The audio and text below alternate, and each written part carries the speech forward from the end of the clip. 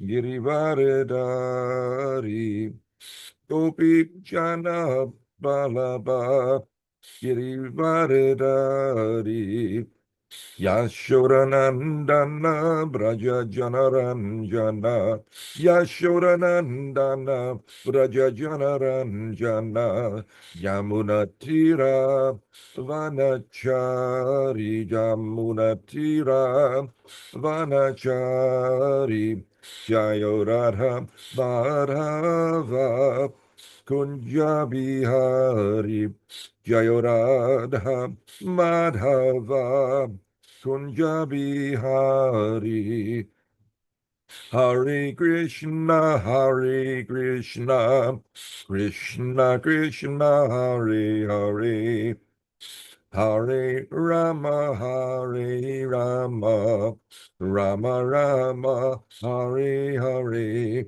Hare Krishna, Hare Krishna, Krishna Krishna, Hare Hare, Hare Rama, Hare Rama, Rama Rama, Hare Hare.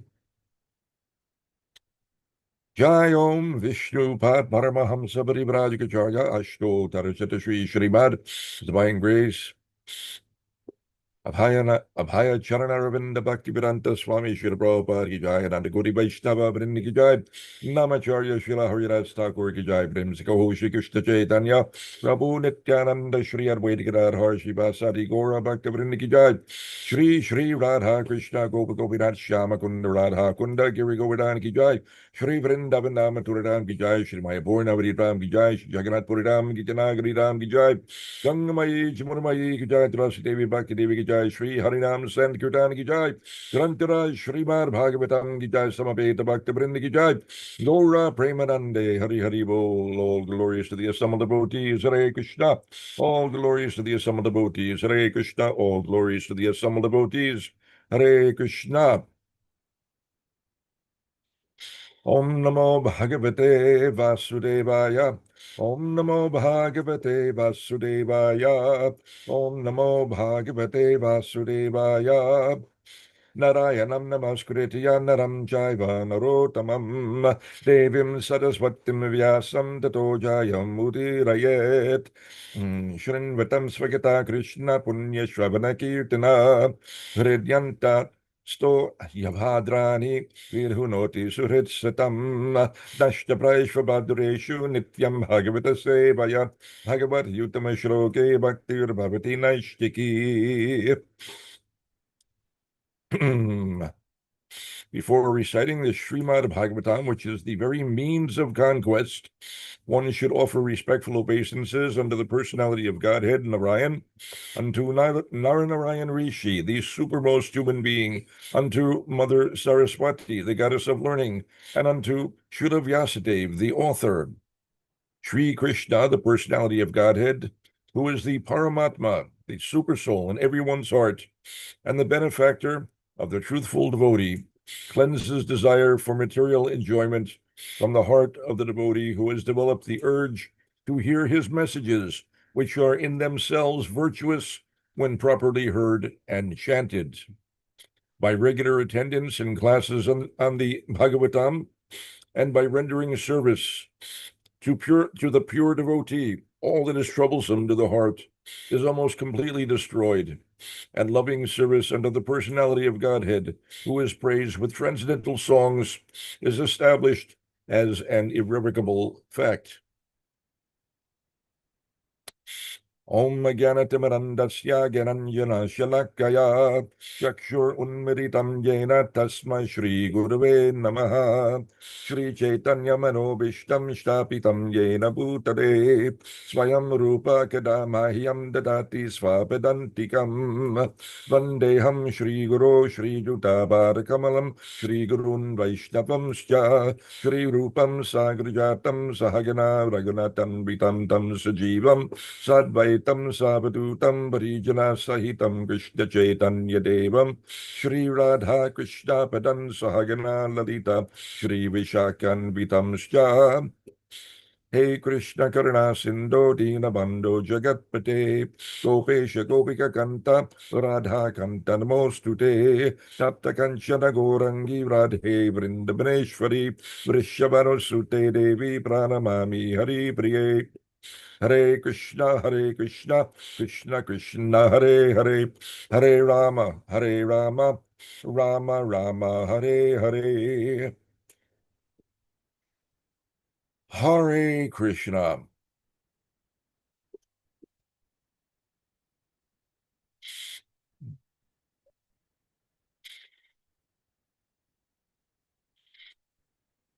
Today, we are reading from Grantaraj Srimad Bhagavatam, Canto 7, Chapter 10, entitled Prahlad, the Best Among Exalted Devotees.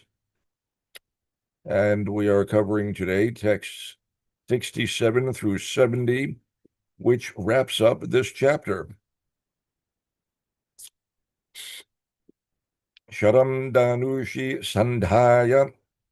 Oh, pardon me. I'm forgetting my duty here. We'll go ahead and post this.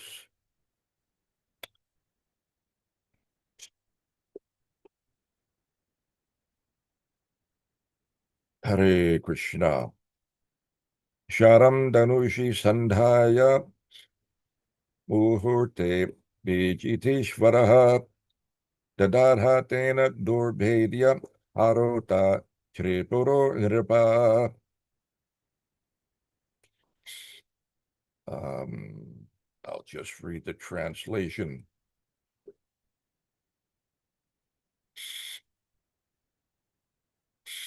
My dear King Yudhisthira, the most powerful Lord Shiva joined the arrows to his bow, and at noon he set fire to all three residences of the demons and thus destroyed them.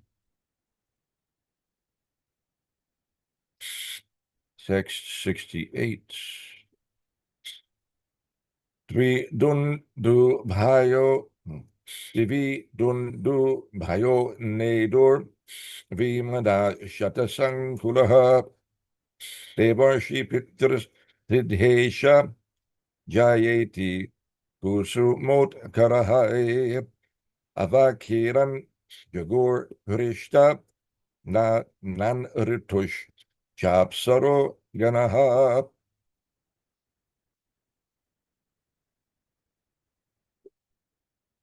Oops, I'm falling behind here.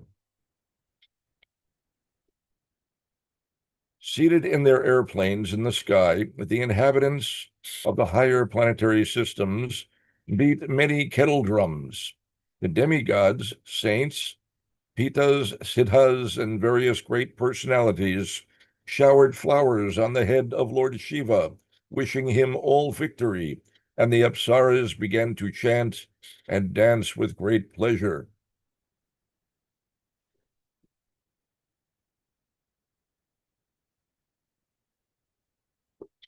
Evam dagdva parastisro Bhagavan Bhoraha Nripa Brahmadibi Stuya Mana it's Hare Krishna.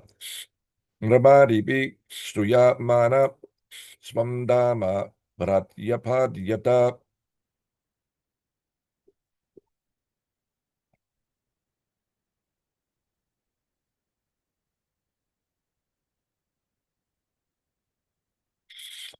O King Yudhisthira, thus Lord Shiva is known as Tripurari, the annihilator of the three dwellings of the demons, because he burnt these dwellings to ashes. Being worshipped by the demigods, headed by Lord Brahma, Lord Shiva returned to his own abode.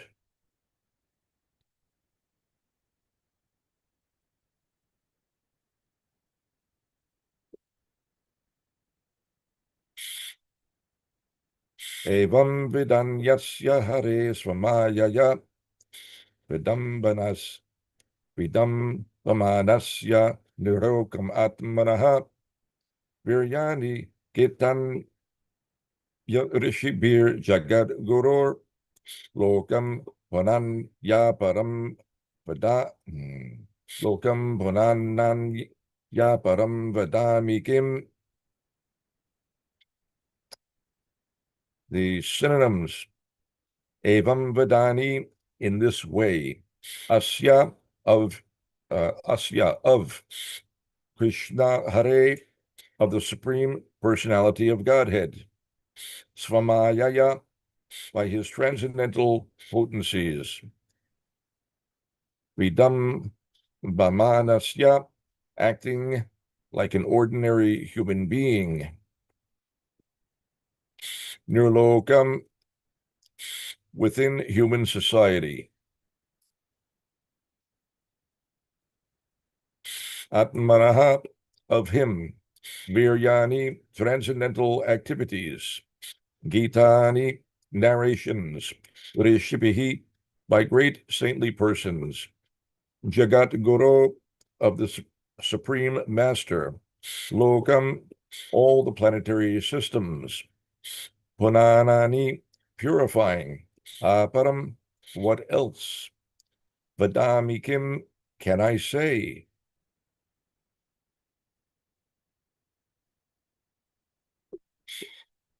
Translation by His Divine Grace, Srila Prabhupada. The Lord Sri Krishna appeared as a human being, yet he performed many uncommon and wonderful pastimes by his own potency. How can I say more about his activities than what has already been said by great saintly persons?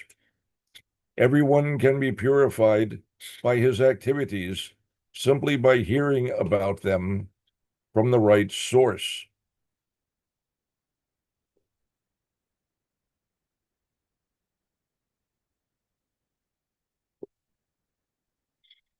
Srila Prabhupada's purports. Bhagavad Gita and all the Vedic literatures fully explain that the Supreme Personality of Godhead, Krishna, appears in human society as an ordinary human being, but acts very uncommonly for the well-being of the entire world. One should not be influenced by the illusory energy and think that Lord Krishna is to be an ordinary human being. Excuse me. One should not be influenced by the illusory energy and think Lord Krishna to be an ordinary human being. Those who really seek the absolute truth come to the understanding that Krishna is everything. Vasudeva Sarvam Iti. Such great souls are very rare. Nonetheless, if one studies the entire Bhagavad Gita as it is, Krishna is very easy to understand. The Krishna consciousness movement is just trying to make Krishna known all over the world as the Supreme Personality of Godhead. Krishnastu Bhagavan Swayam. This is Srimad Bhagavatam, 1st Canto, 3rd Chapter, Text 28. If people take this movement very seriously, their lives as human beings will be successful.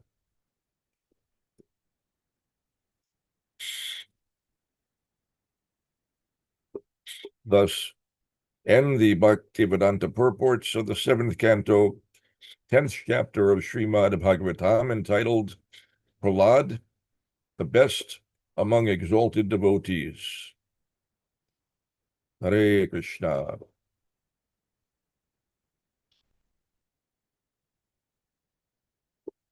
Om Jnanatimanandasya Gyananjana Shalakaya Chakshurunmritam Yena Tasmai Shri Gurave Namaha. Hare Krishna.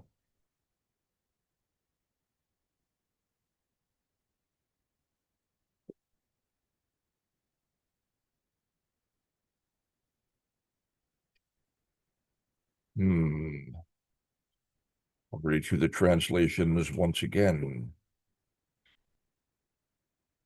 My dear King Yudhisthira, the most powerful Lord Shiva joined the arrows to his bow, and at noon he set fire to all 3 residences of the demons and thus destroyed them. Seated in their airplanes in the sky, the inhabitants of the higher planetary systems beat many kettle drums. The demigods, saints, pitas, siddhas, and various great personalities showered flowers on the head of Lord Shiva, wishing him all victory, and the apsaras began to chant and dance with great pleasure. O King Yudhisthira, thus Lord Shiva is known as Tripurari, the annihilator of the three dwellings of the demons, because he burnt these dwellings to ashes. Being worshipped by the demigods, headed by Lord Brahma, Lord Shiva returned to his own abode.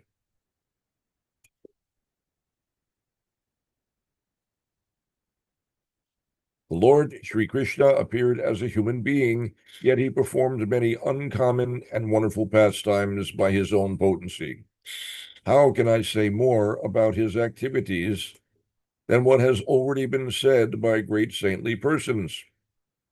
Everyone can be purified by his activities simply by hearing about them from the right source.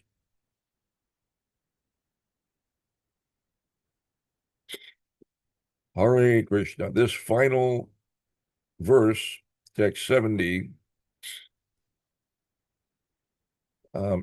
makes several very important points. First,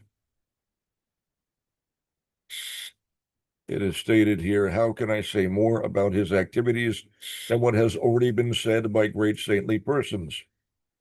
This is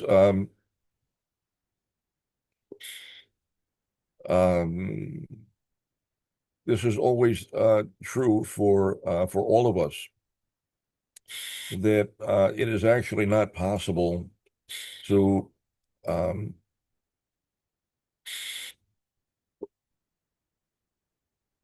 improve upon what has already been spoken by the previous acharyas. We can try to expand upon what has been said. We can explain and try to illuminate.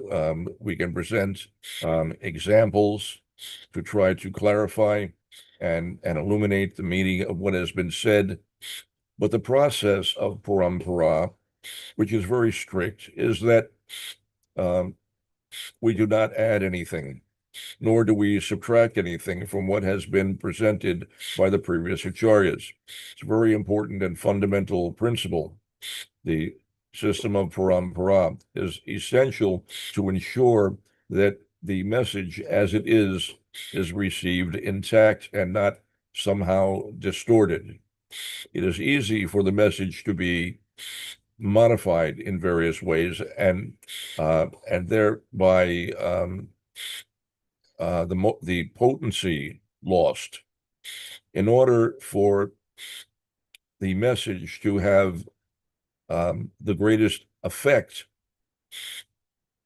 the potency must be maintained by ensuring that the message is received intact without any change, without adding or subtracting anything. And so the process is that we simply repeat what we have heard from the previous acharyas. Every acharya in our line of succession speaks in this way. They simply repeat what has been carefully heard from the acharyas who came before them. That's the qualification of the spiritual master, the guru, and acharya. His foremost of his qualifications are that he makes no change to what has been previously spoken. He just delivers the message as it is.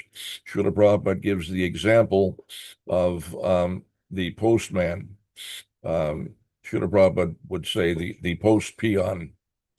So the postman delivers the letter without making any change to it. And that's his special qualification.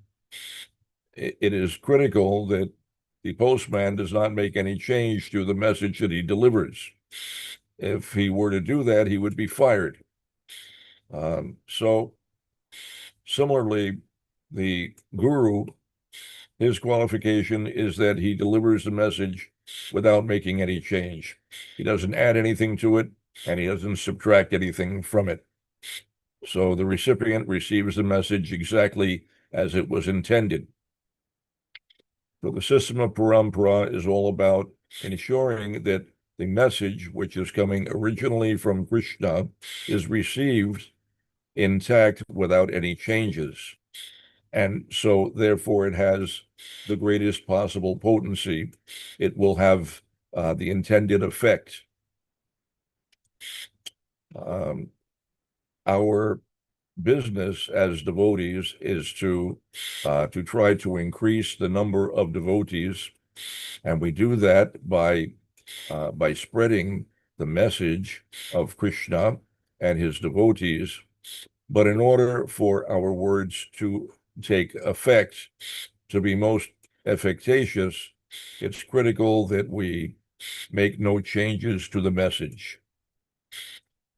We can try to present the message in such a way that it is received well. We can try to make it accessible, easy for people to hear and understand. So the message, as we hear it, we may repeat it in our own words or in terms that our audience will be able to understand or that will be acceptable to them. But we can't change the content of the message.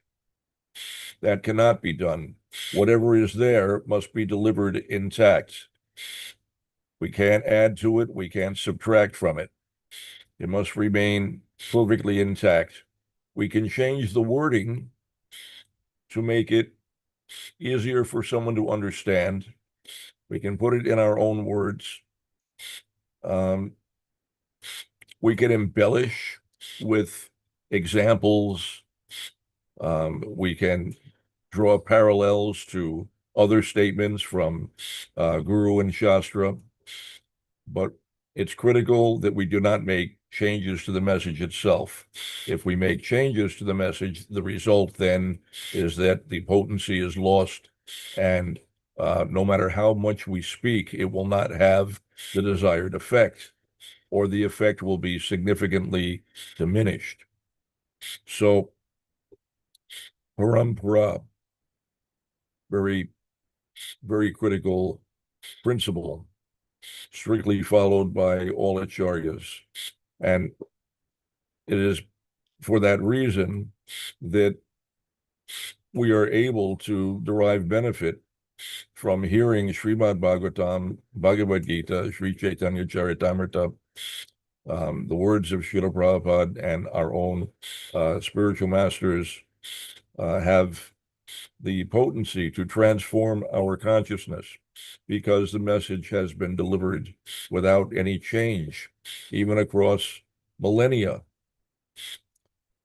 The message of Bhagavad Gita is very ancient, but still it's intact. Still it has wonderful potency. Srimad Bhagavatam contains narrations of Krishna's pastimes 5,000 years ago, still applicable, appreciated today, and still has wonderful potency, provided we hear from the right source. That point is also made in this verse. It says, everyone can be purified by his activities. His is Krishna. Everyone can be purified by Krishna's activities simply by hearing about them from the right source. So there is a stipulation there that one must hear from the right source. If you don't hear from the right source, the effect may not be the same. What is the right source? The right source is that person who is himself a devotee of Krishna. The message heard from a non-devotee will not have the same potency. But someone who is himself a student of the message and is practicing the message will be qualified to deliver the message.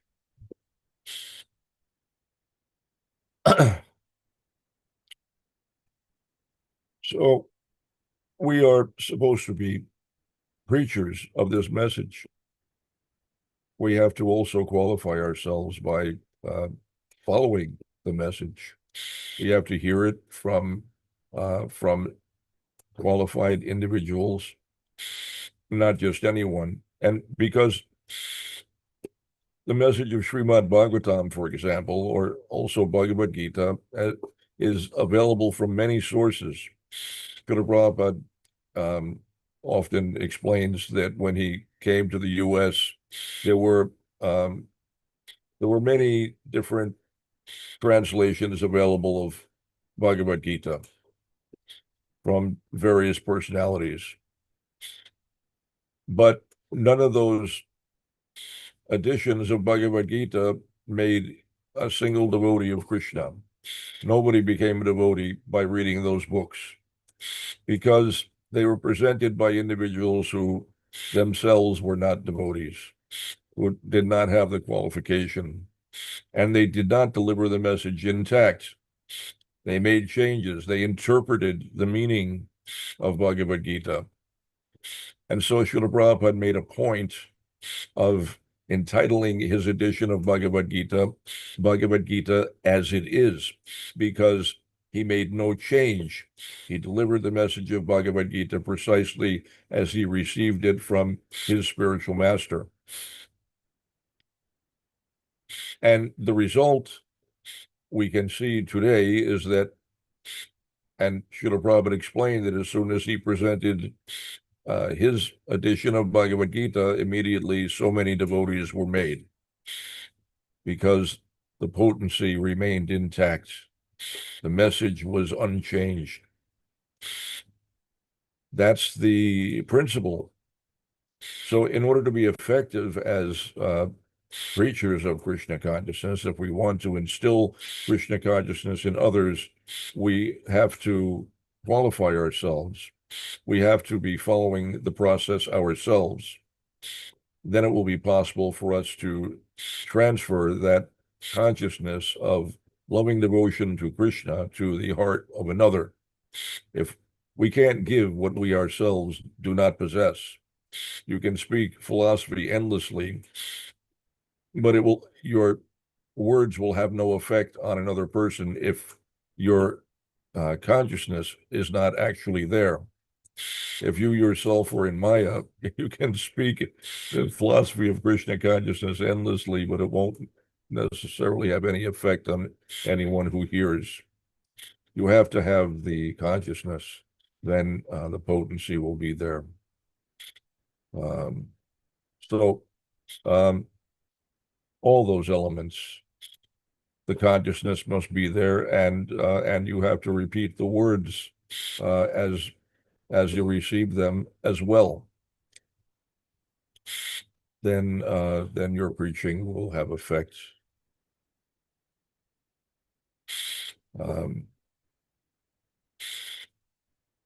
Also worth mentioning is that it's sometimes the case that a devotee will reason that they should make some change to the message in order to make it palatable for their audience. And that is a reasonable conclusion, but within certain parameters. As I said, the essential meaning cannot be changed. But sometimes an individual may choose to omit a part of the message for fear that it may be unpalatable. Or sometimes they may add something. trying to think of an example of how someone might add something. I commonly see that devotees, in the course of even giving a Srimad Bhagavatam class, will introduce elements that did not come through the chain of parampara. Common elements that get added in are aspects of modern Western psychology, for example, different types of principles of self-help, for example, are sometimes presented by devotees in a even a Srimad Bhagavatam class. But when we do that, the potency of the actual message becomes diminished or polluted. It is best to stick very strictly to precisely what has been given by our previous acharyas. Then our words have the greatest effect, even if they may appear outwardly to be somehow unpalatable or difficult to understand. The words themselves carry tremendous potency, provided they remain intact. Actually, the fact is that even if a person is unable to understand the words, if they hear the words as they were received through the proper source, the proper authority, without change, if they hear those words, even without understanding at a cognitive level, the words will still have effect. Their heart will be purified. Knowledge will be instilled in their heart, even without consciously understanding the meaning of the words. That is one aspect of the actual potency of transcendental sound vibration. The message could even be delivered in a different language that the recipient does not understand. And if they hear receptively, attentively, the words will still have effect, and they will realize the meaning of the words, even though they could not understand the words. This is not true for mundane knowledge, but it is absolutely true for transcendental knowledge. The sound vibration carries the understanding. It has the potency to purify and transform, regardless of whether it's even understood. Srila Prabhupada would sometimes deliver addresses, sometimes lecture crowds in their local language. Sometimes he spoke in English, sometimes he spoke in Bengali, sometimes Hindi.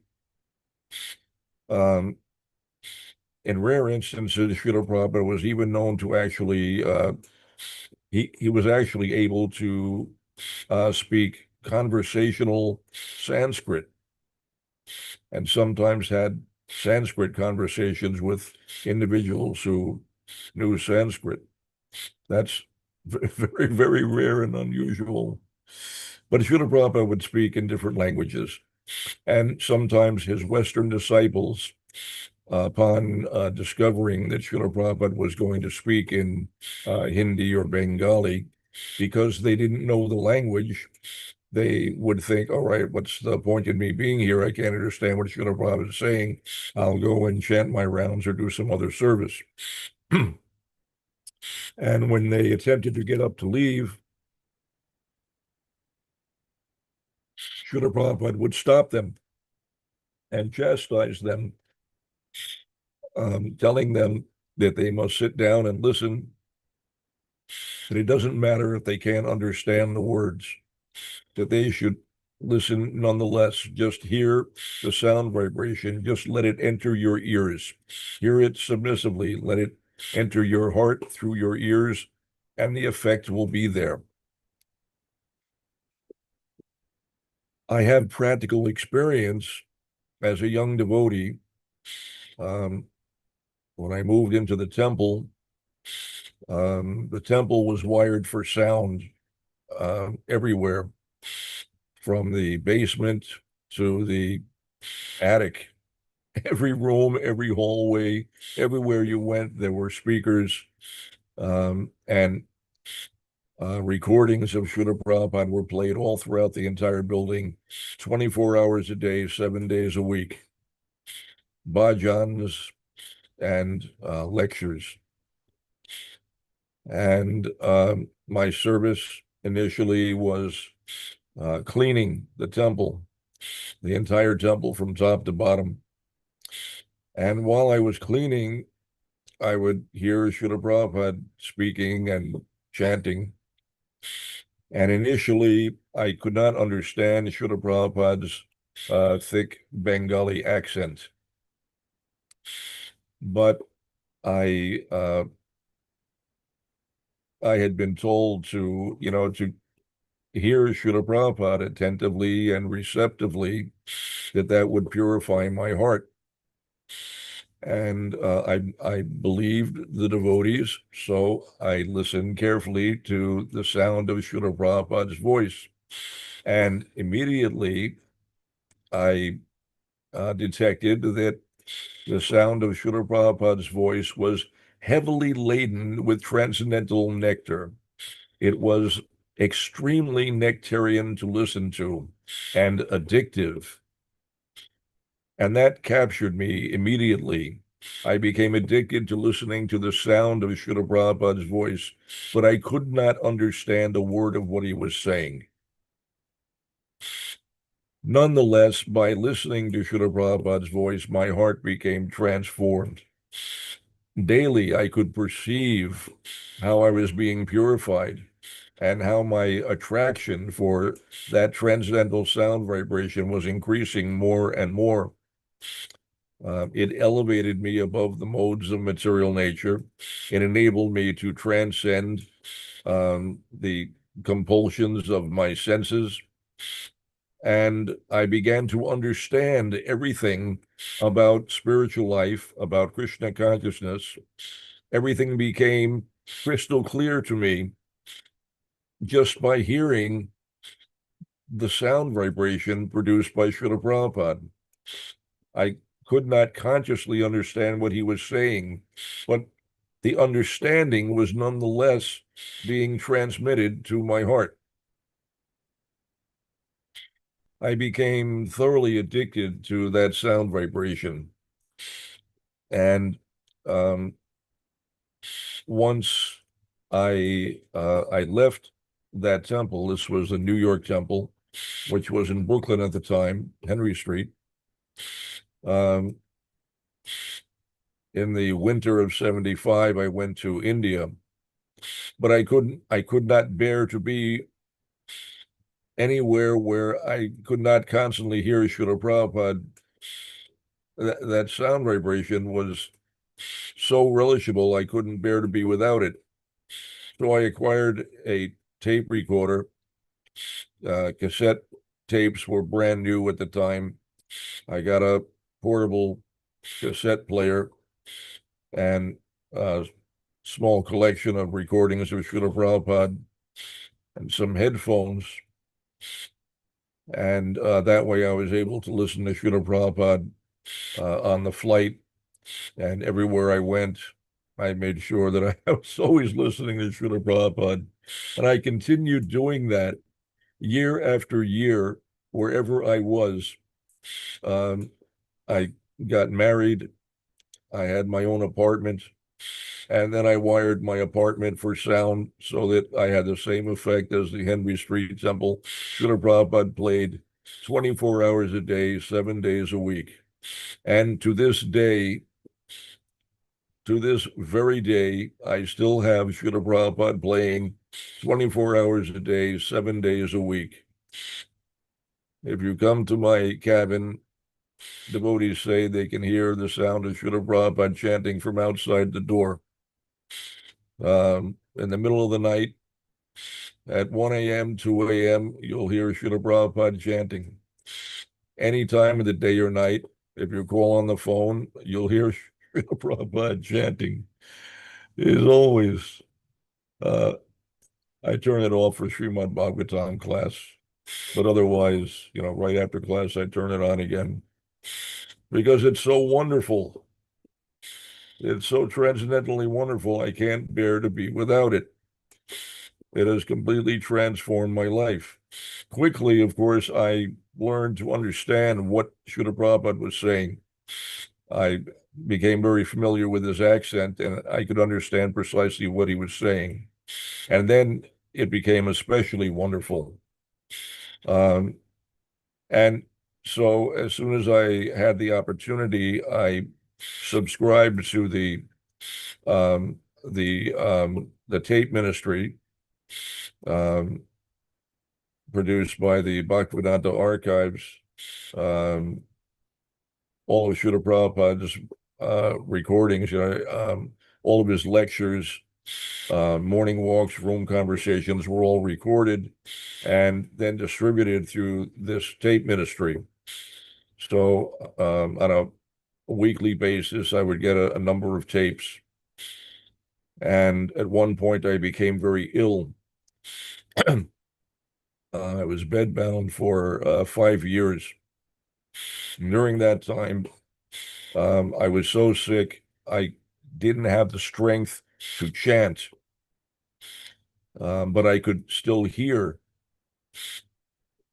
And I acquired a tape deck, a cassette tape deck with dual tape wells.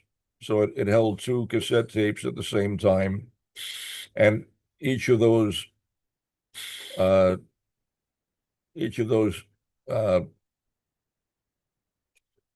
uh, cassette wells was auto reverse. So it would play the first tape, both sides, then it would play the second tape, both sides, and then it would go back to the first tape and play that both sides, and so on, and continue doing that endlessly. So in that way, I listened to every single recording ever produced of Srila Prabhupada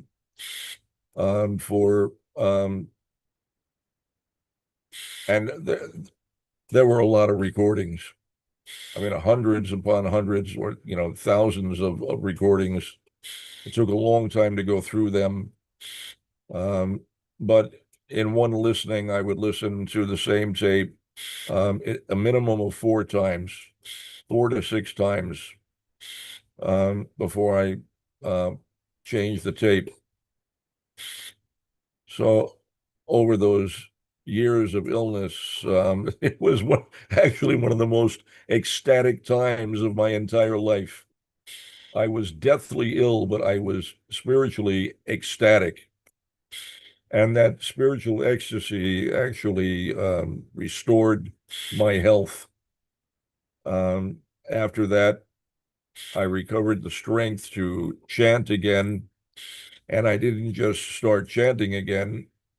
I was so fired up by all of the hearing that I had done that my chanting was supercharged, and I could not stop chanting. I began chanting in the middle of the night. By midnight, I would begin chanting. Usually by 11 p.m., I would get up and start chanting with enthusiasm because the chanting was so intensely sweet. It was all I could think about and all that I wanted to do. I couldn't sleep. I would wake up with a bang, anxious to grab my beads. And then I would just chant continually, um, minimum 40 rounds a day, 40 rounds plus every day. I chanted until shortly before Mangala Arati, and then I would put on a recording of Srila Prabhupada while I got ready for Mangala Arati. I would go to bathe, so I would listen to Srila Prabhupada while brushing my teeth and shaving. Bhakti Tirtha Swami had asked me to be at the temple every day. I had asked him, what service can I do for you? He said, just be here. So I tried to take the business of being there very seriously. So every day I would try to be there, starting at Mangala Arati. But I was getting 40 rounds done and lots of other hearing in addition to that.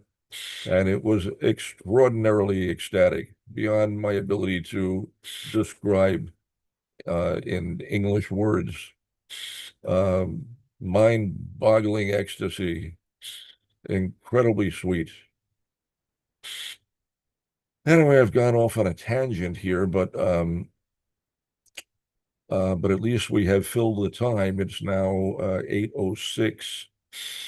Does anyone have any comment or question or uh, correction or anything at all?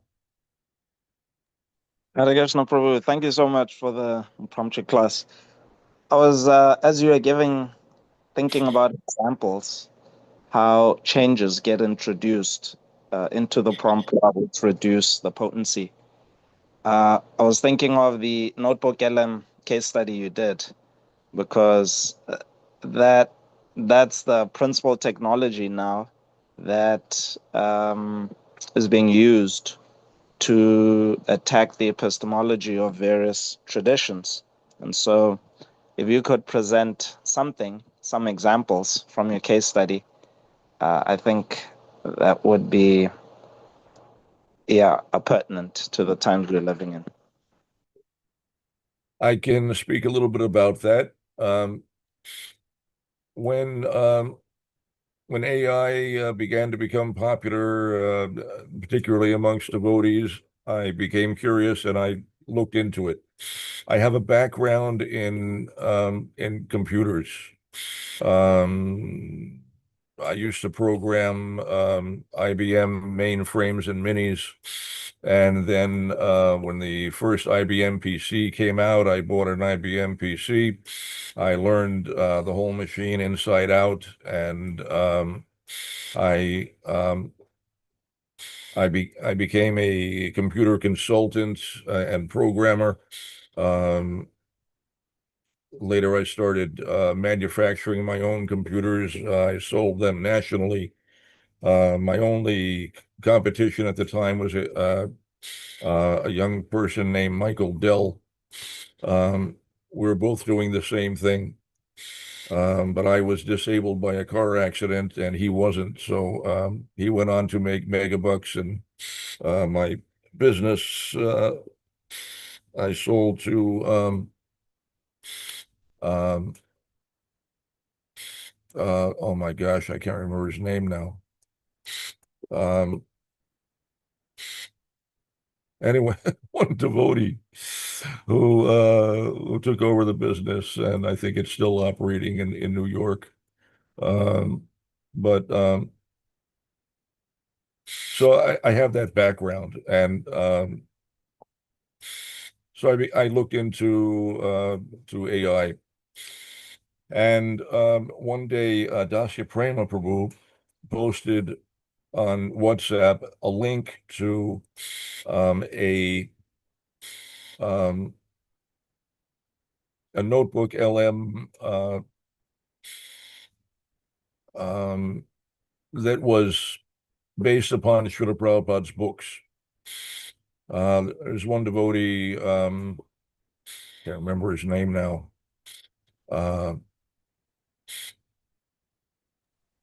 This has extraordinary qualifications. His background is specifically AI. I think he's got a PhD in this field, and so he created this the Bhaktivedanta Notebook LM, which is based upon what is it? Is it the Google AI? I believe, and I can't even remember the name Yes, of it. it's a Google AI system. Yeah, so I decided to do a test of it. I was already studying various AI models, and with the intention of trying to see how it could be utilized to facilitate scholarly work for devotees. I'm an avid user of the Bhaktivedanta database. I use that extensively every day, and it is my prized possession. But the Bhaktivedanta database does simple keyword searches. You have the entire corpus of Srila Prabhupada's works in the database. You can access all of it quickly and easily. Instantaneously, you can find anything that's there. But the search ability is limited to keywords and phrases. With AI, you have the ability to do semantic searches, which is more powerful in many ways. It's not as fast, but it enables you to find things that you might miss doing a simple keyword search.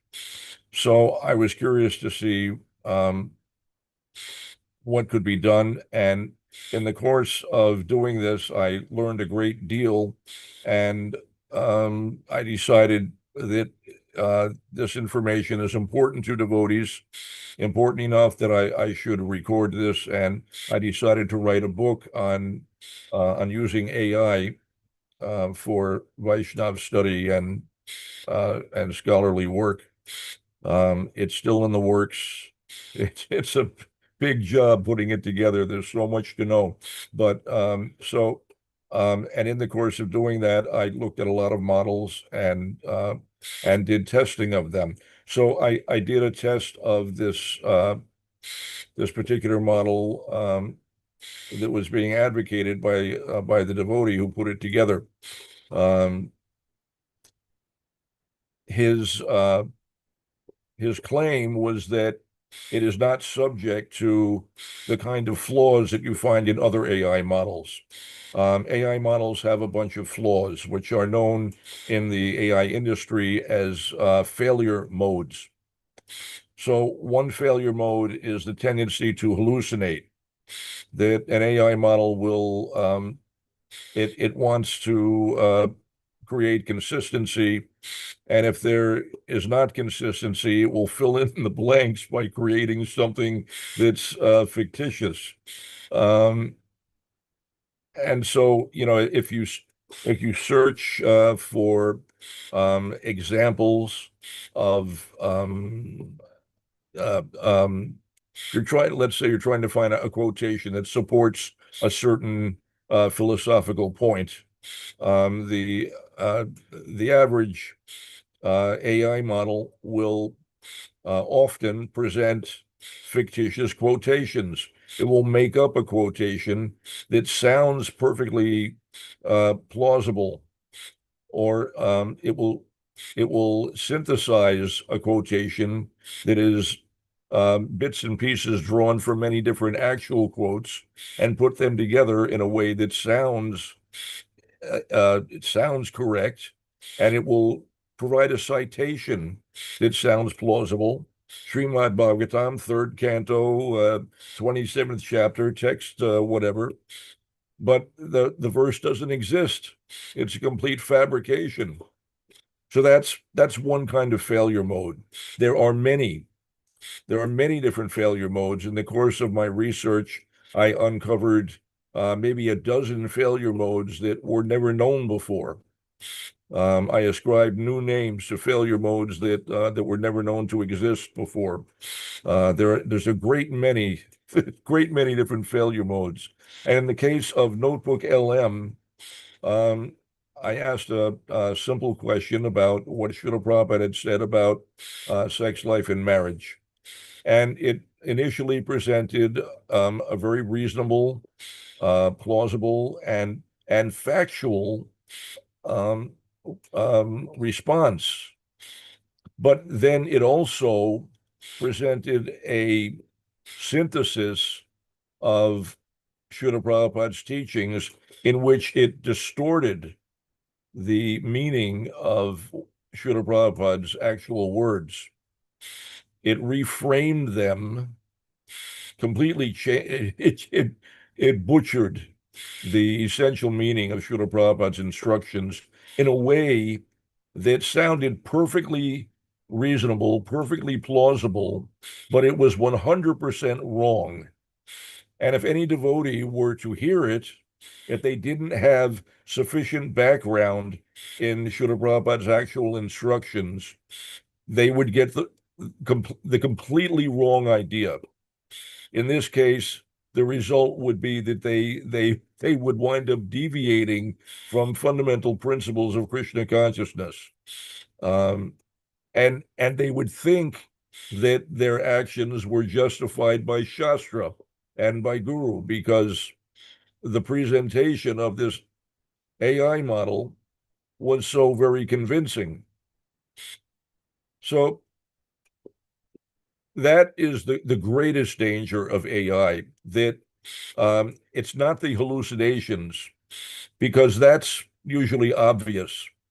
You will detect the fact that it's giving you a verse that is completely wrong, at least if you double check, which you must always do with AI. You got to double check everything. So if you check, you'll discover that, this citation is incorrect. The verse actually does not exist anywhere. I did once a test of Chat GPT. I think it was version 4.0, and I would approximately 9 to 10 times out of 10, it would provide a completely fictitious verse. It was almost always wrong. But so hallucinations are not the biggest problem. Hallucinations are detectable. The biggest problem is the subtle changes that you cannot easily detect.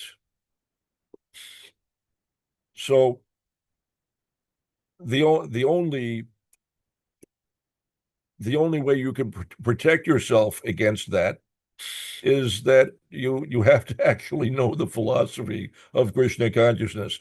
And real important point to understand is this, that there is no substitute for genuine scholarship in Krishna consciousness. You have to read the books and you have to know the subject. You can't depend upon computer technology to shortcut the process. You will wind up getting cheated. You'll be diverted. You'll wind up with some mistaken idea. The technology is just not, for most people's purposes, AI is perfectly fine. A system like Notebook LM is it's considered an RAG system, um, um, retrieval augmented generation. It will not present everything. It will go through a set of files, some particular collection of information. It will take um, the gist of what is there and present maybe the top 5 or 10 points. And there may be instances in which there are other points made that contradict those main points, or that reframe them, or shed new light that is critical and changes the whole meaning. but it will miss that, or the potential is there for it to miss that. Unlike the database, and I'm talking about the desktop database, not the online database. The desktop database, you can do a search and find virtually everything, every single instance of a match to a particular keyword or phrase. Nothing is left out. But with with certain types of AI models, that's not the case. It picks and chooses what it will present to you. And so you may, for that reason also, you may get a distorted understanding of what's really there in the material. There's a great many ways that AI can mislead people. As I say, for most people, it's not an issue. AI is good enough. But for Vaishnavas, because getting the message 100% correct is critical, for devotees, AI is extremely dangerous. It is possible to use AI productively as a devotee, and my book is about that, how to safely use AI and increase productivity as a devotee without being victimized by the pitfalls. But that's a huge subject matter. I've been developing protocols for how to achieve that. And it's quite a job. You have to um, you have to wrangle AI and force it to do things that it does not natively want to do. The nature of AI, by its design, it is really, really bad for devotees. It will naturally distort the purity of the message, not maliciously, not because of ignorance or any such thing, but it's just doing what it's supposed to do, what it was designed to do. It will smooth wording. It will try to make things concise. It will try to express things eloquently, and it'll do all of that in a way that will often change the meaning in ways that for devotees is very significant. So, bottom line is devotees should be extremely, extremely careful about AI. Um, it appears to make things really quick and easy. You have a question about something in Krishna consciousness, you can just go online, ask a quick question of, Chat GPT or Claude or whomever, and get a quick answer that sounds fabulous. It'll sound really, really good. And it'll sound absolutely authoritative. But that's a feature of AI. It will always sound authoritative, even when it's 100% wrong. And it will always sound great. It'll be composed so nicely. It'll be so impressive. Grammatically, it'll be perfect, but it will still be completely wrong. So you have to be very careful of that. It's probably best to just avoid AI altogether until devotees have become familiar with how to protect themselves and how to utilize AI in a safe way. For some things, it's okay, but for shastric work, for philosophical work, if you're looking for authoritative philosophical answers, you have to force AI to present um, its um, um, its sources and its chain of reasoning, so that you can double check, what it's giving you. Because and if you do, you'll discover that very often it's making stuff up, and very often it's distorting the facts. So it's dangerous. It has the potential to completely contaminate the whole philosophical foundation of Vaishnavism globally. It's extremely dangerous, extremely dangerous. It's unbelievably dangerous. That case study of the Bhaktivedanta notebook LM, I shared that with Jayadvaita Swami when he was here, and he was very impressed by it. And it turns out that the BBT, the Bhaktivedanta Book Trust, was looking at adopting the Bhaktivedanta Notebook LM as an online portal into Srila Prabhupada's works. So Jayadvaita Swami forwarded my paper to the BBT, and they have already implemented a bunch of changes in the Bhaktivedanta Notebook LM.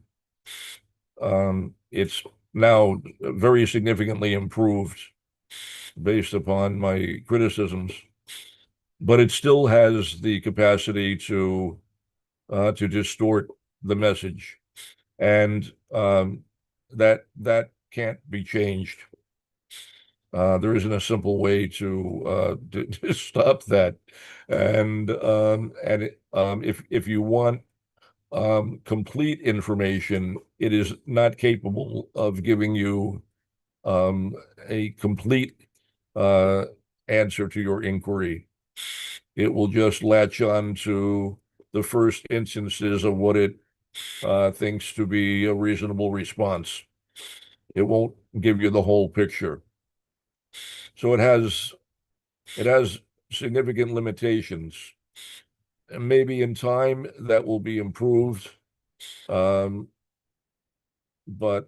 I'm sure these things will improve in time. But the state of AI right now is that it is geared towards the average person who does not need very precise information necessarily, and so it's good enough for most people. It's good enough, but not for devotees.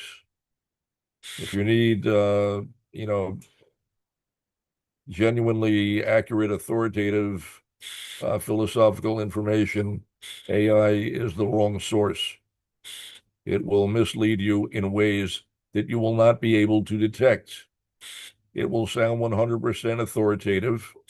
It will sound perfectly sure of itself, and it will sound 100% reasonable, but it will be wrong. It'll be wrong. And with Krishna consciousness, it's critical that these things be correct. It's got to be right. You can't change it. So thank you for bringing this issue up, Prabhu. It's you make an important point. These are real world instances, examples of the points that I was making, and how we have to be vigilant about these things. We have to be careful. AI is very seductive. It's a tremendous convenience, but if you don't have the background to be able to understand what's going on, you'll get burned. So therefore, I'm writing a book to try to make it clearer for people. It may take a while to publish, and I don't know if I'll live long enough. I'm trying. It consumes all of my time. But anyway, be careful. Is there anything else? Thank you. Yeah, after I read your paper, I concluded that the BBT actually has to build its own large language model from scratch, using an architecture that is going to prevent these failure modes, because as you know, as you said, most people don't actually, from a hermeneutical rigor point of view, they won't actually check or do the cross references and actually check the original source material. The tendency is to just, okay, this answer is good, it sounds all right, but if you, yeah, the effects that you described, it's that if you have 100,000, or maybe now it's like, since ISKCON 50, I think there were, yeah, 100,000 devotees, initiated devotees. So you can see, like, and then there's a lot more well-wishers in our society, in the orders of millions. So the devotees who are bona fide to give class sit on the Vyasa-san. If they are just, yeah, if they don't actually know the mechanics under the hood, how most people don't know how these AI systems work under the hood. And so if we have systems, knowledge retrieval systems that are based on large language models that are published by really demonic corporations, then when we update our system, then we're inheriting those biases that are in the updated language models. So it's not like, for example, like there's like open source large language models that you can use, and then like you can control the weights to give you certain outcomes. So in other words, you're fine tuning it to a certain domain of knowledge. So you could do that, but even then, it's like it has a bias and it has an emphasis. So I feel, at least my small opinion, because this is what I do from a date from a for a living, is like look at how AI systems work and see how they can be implemented at a water treatment company, is that we actually need to build on from scratch. We can't rely on Google, XAI, Anthropic. They're not led by devotees. And in fact, even at Anthropic and these big major, AI companies, they are hiring domain experts to prevent failure modes. So there's like, for example, at Anthropic, they've got open posts for people who will test their Claude models so that it doesn't help somebody build nuclear systems. So somebody like Balaram Bhavaprabhu, if he wanted, he could like triple his salary and go and work at Anthropic. And his job is just to test the Claude so that it doesn't, you can't like exfiltrate its expertise in building nuclear systems, for example. So even so, the way you tested the notebook LM is, that's really the kind of rigor that we have to do, is to protect Prabhupada's domain, knowledge domain, and protect Vaishnavism. We need to actually be that rigorous.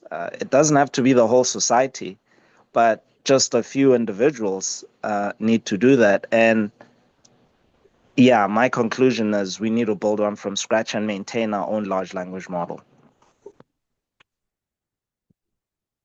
Yeah, it would be great if we had our own. Um, I don't know if that's going to happen real easily. It's creating a large language model is as you know, it's not a simple thing. It's quite expensive to implement, and a tremendous amount of work. Um, but um, but a lot can be done. Um, I uh, I have started experimenting with an AI model that runs locally on my PC. Um, so it does not access the internet. It doesn't draw upon any outside sources. I have complete control over it. But I have very special hardware. My laptop, it looks like an unusually thick, heavy laptop, but it's a luggable supercomputer and quite expensive. Um, it's not generally possible for anyone at all to run a local LLM. Um, but perhaps one day the devotees will be able to operate our own AI. That would be great. We had complete control over it, and we could ensure that it's not going to be misleading devotees. That would be great because the potential is wonderful. The potential is fabulous. It could make it so easy for devotees to learn, to study, and to answer questions. It would be wonderful. But right now it's not that simple. The promise is there, but right now it will mislead. So if you find anyone who you think may benefit from reading that paper, please feel free to share it with them. Um, I don't know when or if I'll get to the point of publishing. So in the meantime, share that paper wherever you get a chance so that devotees can be forewarned.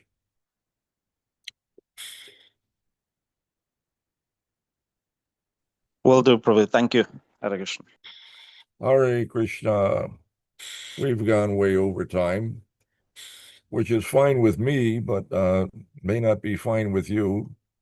Devotees have things to do. So if there's anything else, I'm happy to answer any questions or whatever. But if not, then of course we should end.